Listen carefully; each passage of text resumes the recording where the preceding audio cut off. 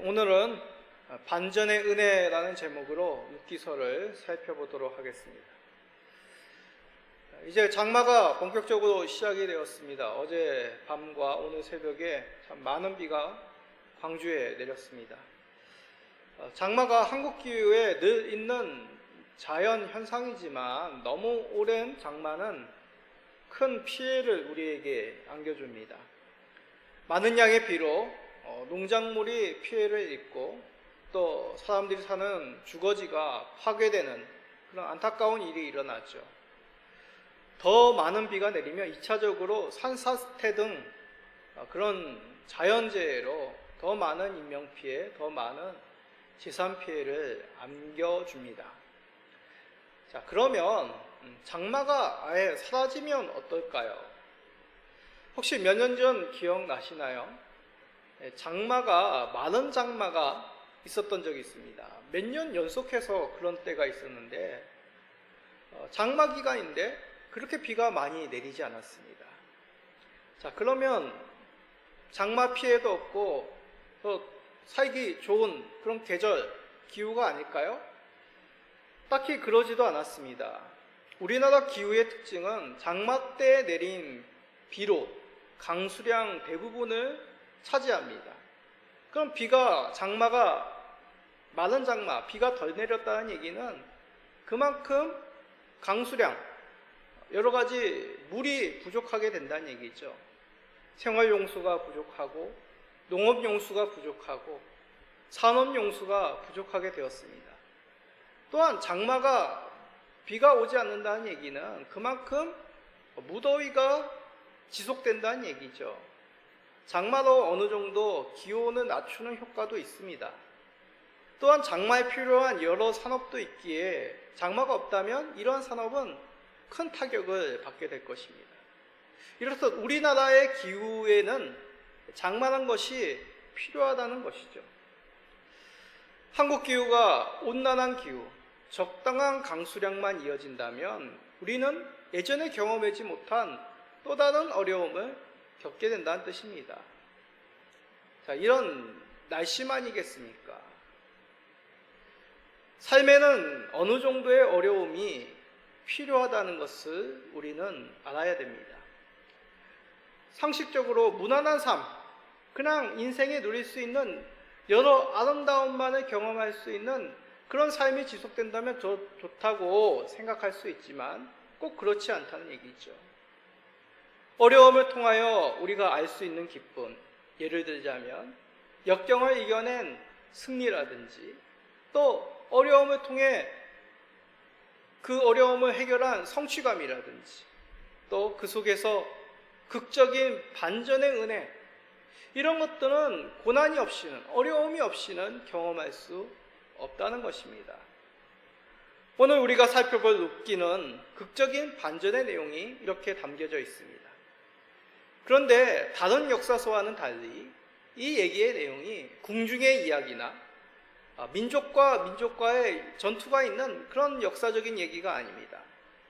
그 시대의 가장 연약한 사람들, 한 과부와 한 여인의 이야기입니다. 왜 성경은 세상 속에서 주목받지 못한 이러한 연약한 여인들을 통하여 우리들에게 반전의 은혜를 들려주고 계신 걸까요? 이 내용이 무엇인지를 우리가 살펴봅시다. 그리하여 연약한 인생 가운데 어려움을 통해 극적인 반전의 은혜를 우리에게 주시는 그 하나님의 은혜를 생각하시는, 기억하시는, 누리시는 모든 성도님 되시기를 간절히 기도드립니다. 자, 먼저 룻기에 대해서 간략히 말한다면 앞에서 말씀드렸듯이 두 여인이 주인공입니다.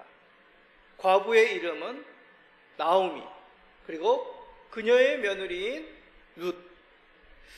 룻기라는 성경의 이름 속에서 그 가운데 룻이 주된 주인공임을 우리는 예상할 수 있습니다. 이 룻에 대한 이야기, 이 룻기는 그 시작이 그렇게 밝지 않습니다. 아니, 어두움 그 자체입니다.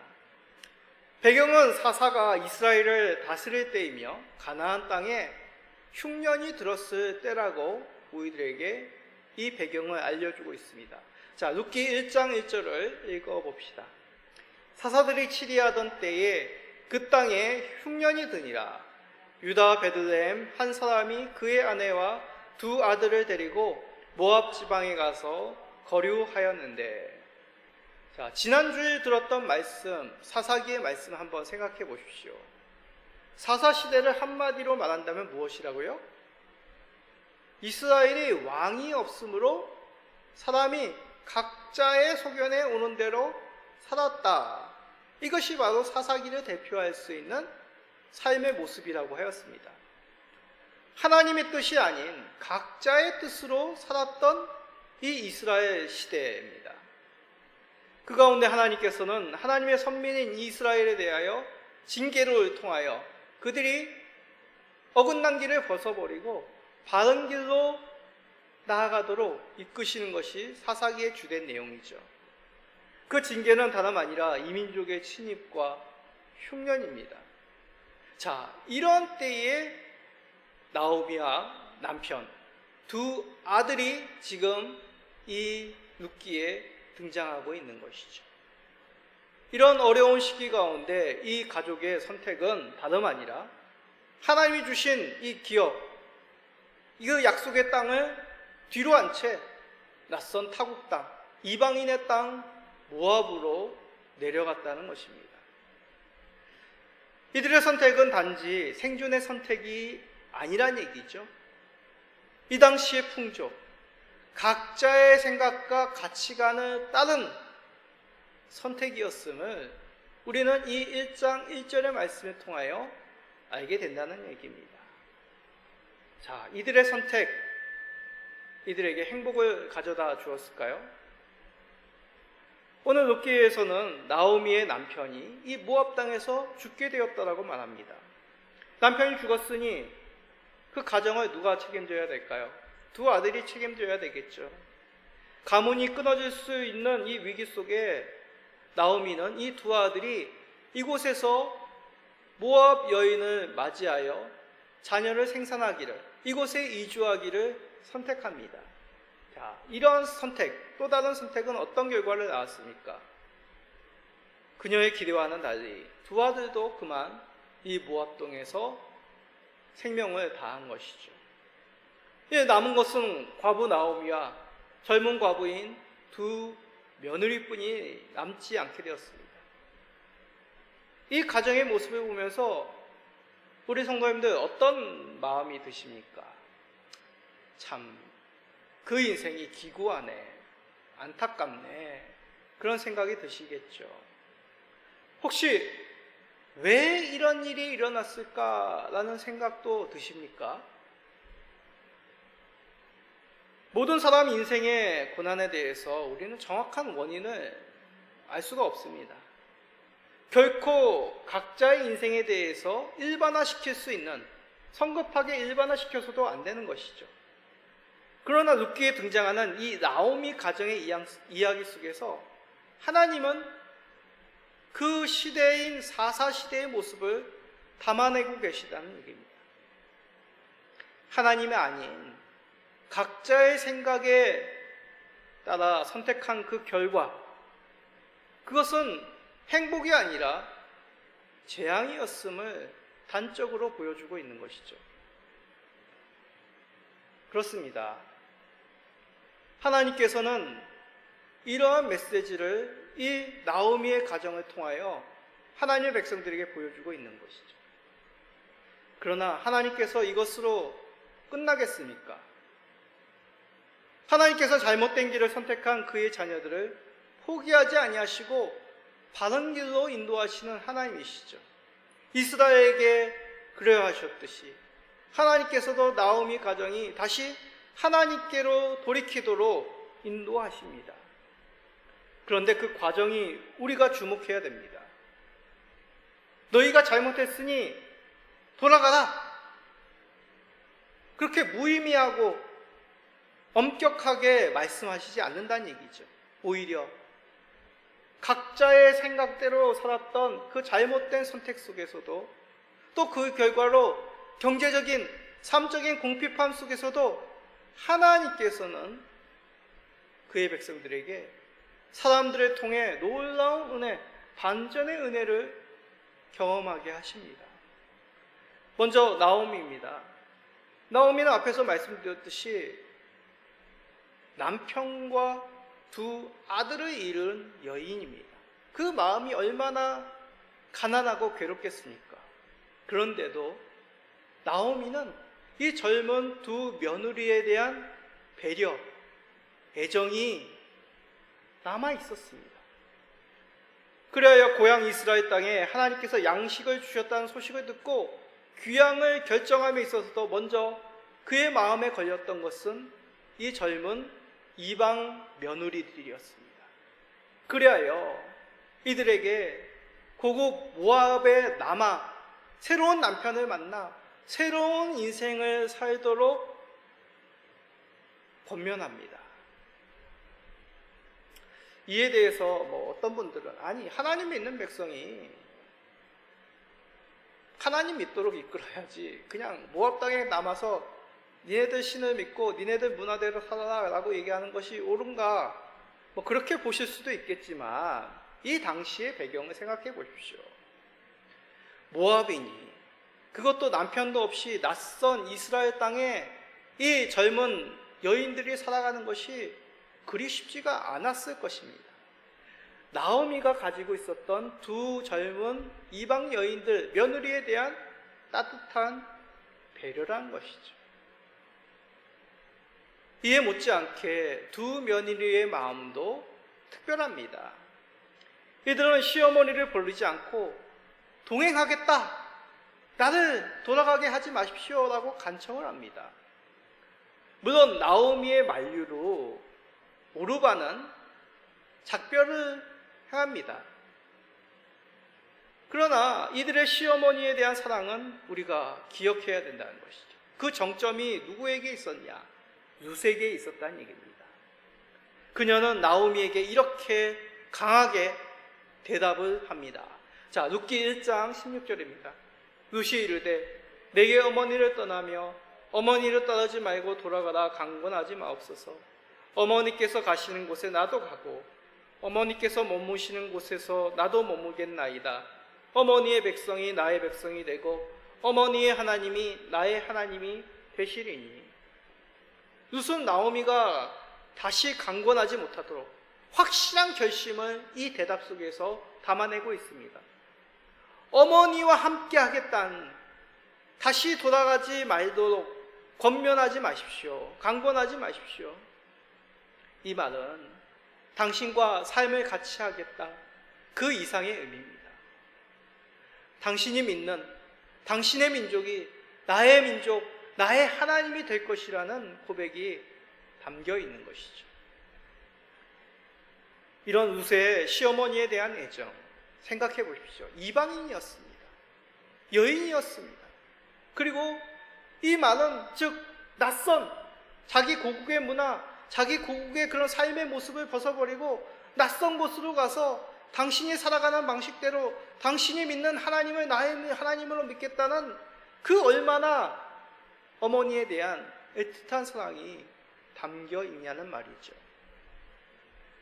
이러한 나오미에 대한 룻의 애정의 마음은 후에 보아스를 통하여 보상을 받게 됩니다. 보아스는 낯선 이방 여인이며 과부이기도 한 룻에게 그 어려운 시대 속에서도 따뜻한 은혜를 베풀어 줍니다. 이 시대가 어떤 시대라고 하였습니다. 각자의 생각에 옳은 대로 살았던 시대입니다. 각자가 중요하고 각자의 삶이, 그 생존이 무엇보다도 가장 우선시되는 그런 세상 풍조의 시대였습니다. 그럼에도 이들은 서로에 대한 배려와 은혜를 거두지 않았다는 얘기죠. 물론 후에 언급한 은혜가 더 본질적인 은혜이집니다. 그럼에도 사람들을 통해 베풀어지는 은혜에 우리는 주목해야 됩니다. 사람들이 누구를 통해서 하나님을 볼 수 있다고 생각하십니까? 믿지 않는 가족, 믿지 않는 자녀들, 믿지 않는 친구들, 믿지 않는 직장의 동료들이 누구를 통해서 하나님의 은혜를 경험할 수 있다고 생각하십니까? 물론 예수님이죠. 물론 성령께서 감동을 시켜줘야지 그들의 영적인 눈이 떠질 것입니다. 진리의 말씀이 바로 서야지 그들에게 올바른 하나님의 은혜를 알게 해줄 것입니다. 그러나 1차적으로 여러분들의 눈을 통해, 여러분들의 삶을 통해 하나님의 사랑을 발견하고 은혜를 경험할 수 있다는 것을 잊지 마시기 바랍니다. 룻기의 시대도 지금보다 못하지 않은 각자의 소견대로 각자가 중요한 시대였습니다. 그럼에도 이들은 서로에게 은혜를 베풀기를 쉬지 않았음을 오늘 룻기를 통하여 우리들에게 보여주고 있습니다. 이들을 통해서 하나님께서 세상에 베풀기를 원하시는 그 은혜가 어떠한지를 잘 주변에 가까운 사람에게, 가까운 친족에게, 내 이웃에게 전하였던 이들의 모습을 통하여 우리도 함께 이 각박한 세상 속에서 각자가 중심이 되는 이 이기적인 세상 속에서 은혜를 베푸시는 반전의 삶을 살아가시는 우리 모든 성도님 되시기를 간절히 강구드립니다. 자, 그런데 룻기는 이러한 사람의 은혜, 사람이 베푸는 그 반전의 은혜만을 말하고 있지는 않습니다. 이들의 이야기는 단지 개인의 이야기, 사람의 이야기가 아닌, 한 가정의 이야기가 아닌 하나님의 말씀이라는 얘기죠. 나오미는 아마도 자신의 인생 가운데 하나님께서 뜻하신 바가 있고 하나님의 섭리가 있음을 어렴풋이 알고 있었던 것 같습니다. 그래서 나오미의 초라한 귀향에 동네 사람들은 정말 이 사람이 나오미냐라고 수군거리기 시작하였습니다. 그녀는 그런 동네 사람들의 수군거림에 이렇게 대답하죠.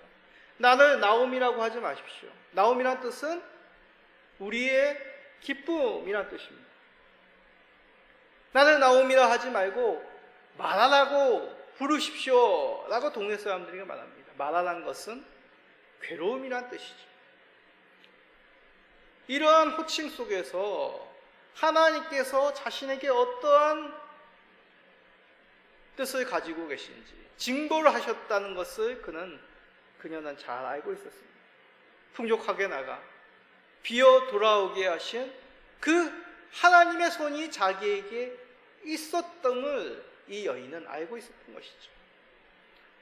자, 이 고백은 얼핏 보기에 그냥 하나님께서 나를 징벌하셨구나 그런 푸념처럼 보이지만 결국 하나님께서 자신을 징계하여서 다시 고국의 땅으로 돌아오게 하셨다라는 어렴풋한 하나님의 인도하심을 그녀는 이러한 호칭 속에서 사람들의 대화 속에서 알고 있었던 것 같습니다. 이러한 나오미의 생각은 하나님께서 이 땅에 양식을 주셨다는 말씀 속에서 더욱 하나님의 섭리를 우리가 생각하게 되는 것이죠. 징계를 내리신 땅에 양식을 주셨다. 이것은 앞으로 하나님께서 어떠한 희망을, 어떠한 인도함을 베푸시는지 우리는 알게 된다는 얘기입니다.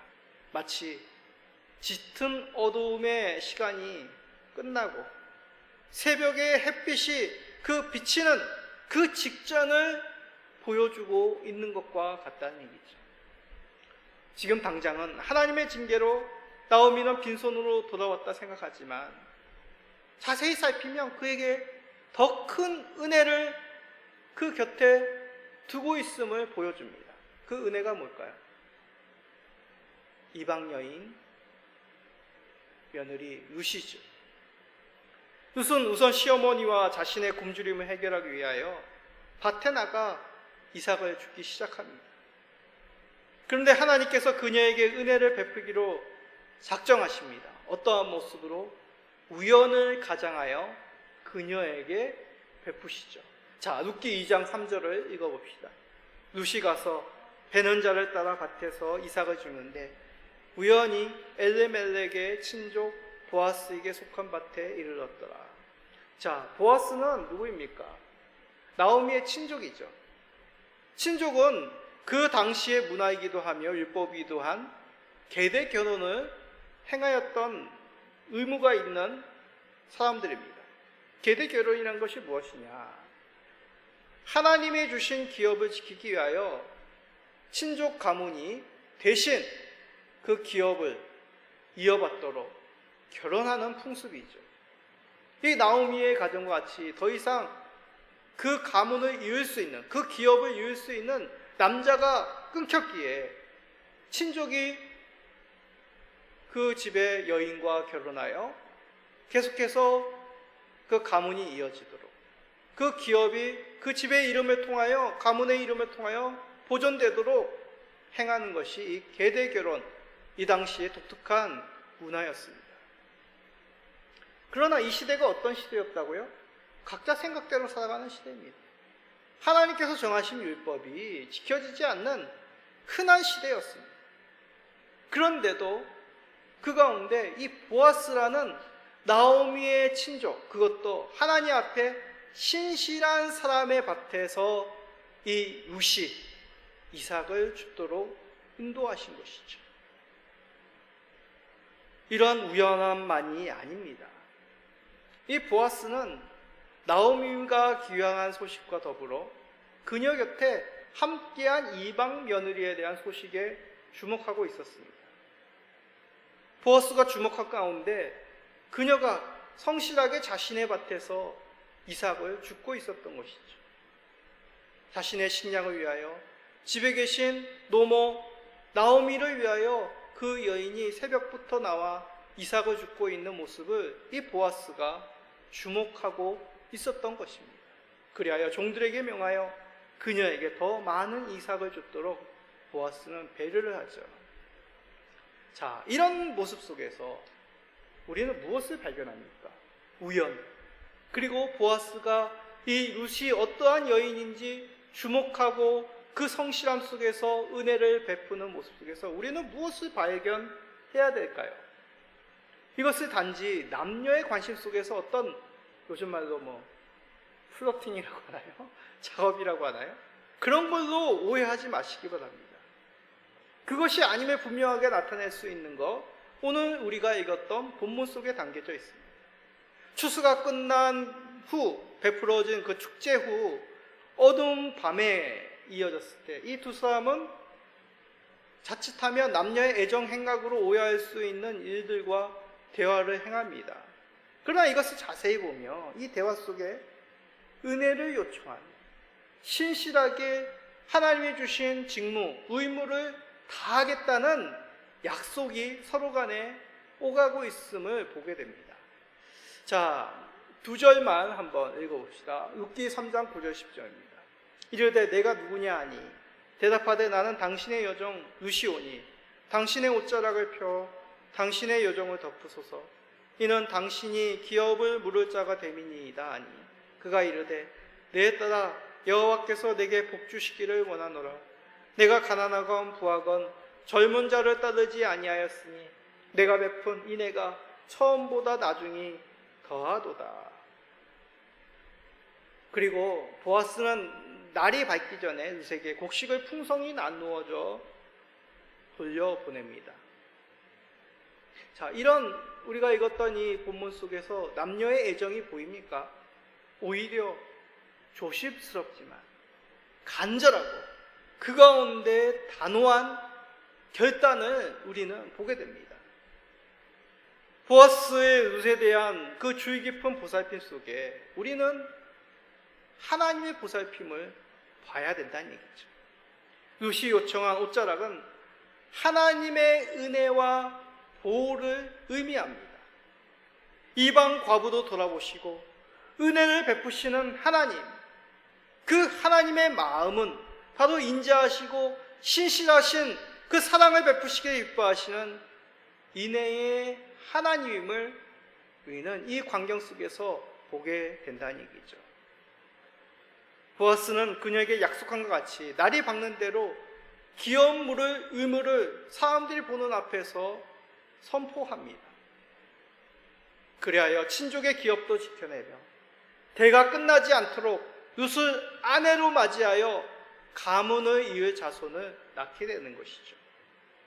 사사기는 마지막에 보아스가 룻을 통해 낳은 자녀가 누구의 조상이 되는지를 우리에게 밝혀주므로 이 의미를 더욱 분명하게 보여주고 있습니다. 자, 룻기 4장 17절을 읽어봅시다. 그의 이웃 여인들이 그에게 이름을 지어주되 나오미에게 아들이 태어났다 하여 그의 이름을 오벳이라 하였는데 그는 다윗의 아버지인 이새의 아버지였더라. 그렇습니다. 보아스가 룻을 통해 낳은 이 아이, 다윗의 할아버지가 되는 것이죠. 하나님께서 이 가정을 선택하시고 시어머니 곁을 지킨 이 이방 룻을 통하여 다윗의 왕, 그 위대한 다윗 왕의 조상을 낳게 하였다는 얘기입니다. 가문이 끊기고 기업이 사라질 그 어두움을 반전시켜 위대한 왕의 조상의 족보로 이 여인을 두게 하신 것이죠. 이 룻은 신약 시대 가운데 단 한 번 언급이 됩니다. 바로 마태복음 1장입니다. 1장에는 예수님의 족보가 기록이 되어 있죠. 룻은 다른 여인들 다말, 라합, 우리야, 마리아 이 여인들과 같이 예수님 육신의 족보에 든 영광을 누리게 됩니다. 이런 영광의 은혜가 기록된 마태복음의 마지막은 어떻게 끝납니까? 모든 민족을 제자로 삼으라는 예수님의 지상 명령으로 마치고 있지 않습니까? 우리는 이 말씀 속에서 위대한 다윗 왕만으로 끝나지 않고 더 궁극적인 구원의 왕이 이 여인을 통하여 이 땅 가운데 오심을 이 룻기는 말씀하고 있음을 보게 됩니다. 이분이 누구겠습니까? 바로 예수 그리스도시죠. 예수 그리스도는 궁극적으로 우리에게 변하지 않는 신실하신 하나님의 인애의 사랑, 그 놀라운 반전의 은혜를 베푸실 것임을 이 룻기는 미리 보여주고 있음을 우리는 깨달아야 됩니다. 우리도 모압 여인과 같이 이전에는 하나님 없는 인생을 살았습니다. 설사 하나님의 백성이라고 말했지만 나오미와 같이 각자의 생각에 살았던 그 과거의 인생이었다라고 말하지 않을 수 있는 분들이 얼마나 될 수 있겠습니까? 그런데도 하나님은 그 약속대로 놀라운 반전의 은혜를 베푸실 예수 그리스도를 보내어 주셨습니다. 주목받지 못하는 별볼일 없는 인생인 우리에게 신실한 하나님의 인애의 은혜를 베푸신 그 예수 그리스도, 우리는 이 보잘것없는 우리의 인생 가운데 그 영광을 베푸신 하나님의 사랑, 인애의 사랑이신 예수 그리스도를 붙잡아야 되겠습니다. 베드로 사도를 통하여 그 분명하신 말씀을 우리들에게 들려줍니다. 다 같이 한번 우리 크게 읽어봅시다.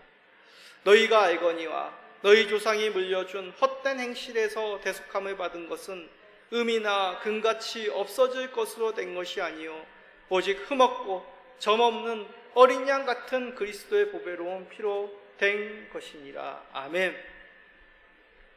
혹시 인생의 역전, 반전의 은혜를 꿈꾸십니까? 그렇다면 하나님께서 우리에게 신실하신 예수 그리스도를 보내어 주신 그 사실을 잊지 마시기 바랍니다. 믿으시기 바랍니다.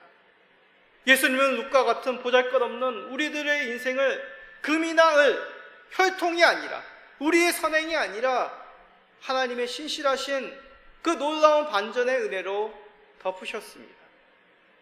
이것을 믿을 때 그 은혜는 우리의 은혜가 되고 그 은혜로 말미암아 내 이웃과 내 친구와 나의 자녀들이 그 놀라운 반전의 역사를 경험하게 될 것입니다.